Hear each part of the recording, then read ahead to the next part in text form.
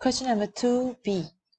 3 bracket x plus y bracket minus 2z.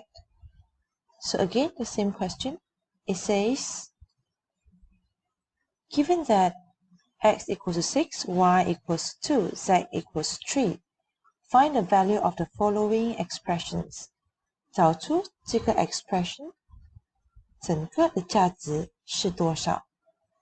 x 等于6，所以 x 不在这位置数了，它的号码等于6。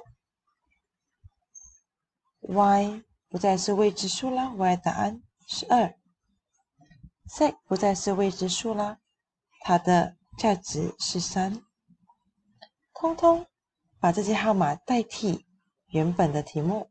So I put an equals here, 3, bracket the same, 6 here, plus 2 here,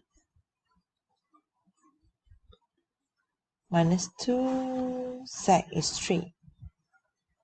先做括号里面的，括号里面6加2等于8，其他的通通照写哦，等于括弧2跟3什么关系呢？哦，隐形的乘2、3、6。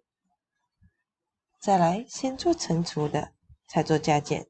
乘3乘8 24， 24减6。The answer is 18. So this is 18. Therefore, the value of this expression is 18.